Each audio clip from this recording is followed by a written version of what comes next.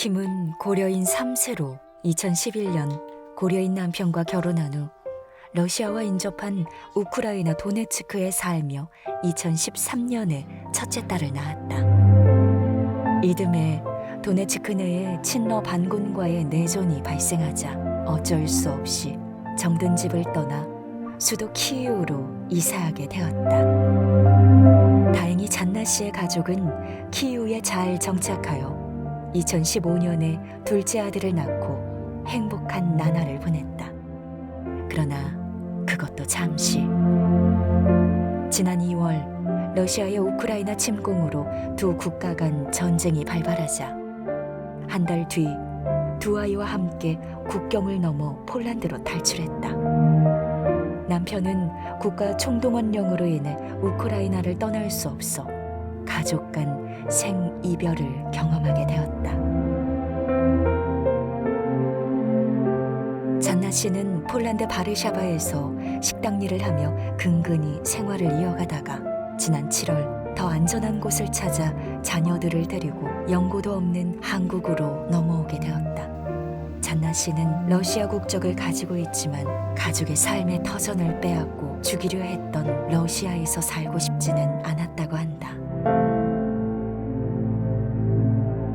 잔나 씨와 두 자녀는 부가테지의 산하기관인 희망 365에서 임시거처를 마련해 주어 지금은 안전하게 지내고 있다. 하지만 우크라이나에 남겨진 남편과 부모님 생각에 편히 잠을 이룰 수가 없다. 고려인 1세인 조부모님도 소련 시절 우즈베크로 강제 이주를 당했던 적이 있다고 들어 고려인의 삶이 참으로 기구하다는 생각이 든다. 잔나 씨는 아침에 일어나면 아이들을 씻기고 걸어서 20분 거리에 있는 한국 학교에 아이들을 보낸다. 아이들이 학교에 가고 홀로 남은 이때가 잔나 씨에겐 하루 중 가장 견디기 힘든 시간이다. 멀리 있는 가족과 미래에 대한 걱정이 한꺼번에 밀려오기 때문이다.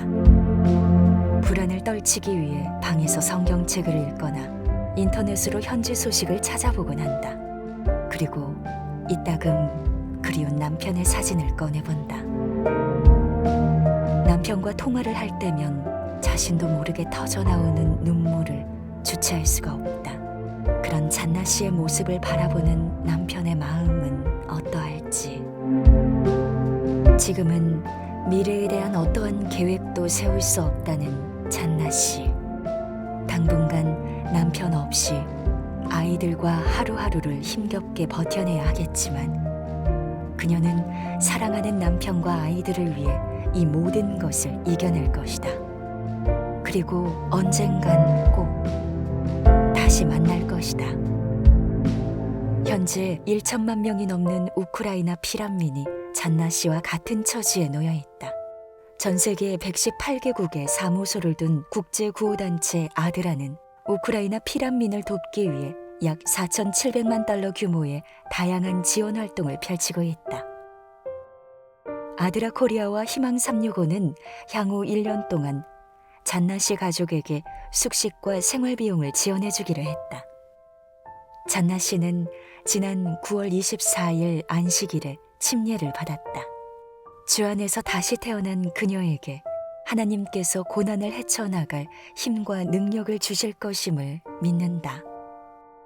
아드라 코리아는 우크라이나 피난민 지원 사업을 계속 펼쳐나갈 예정이다.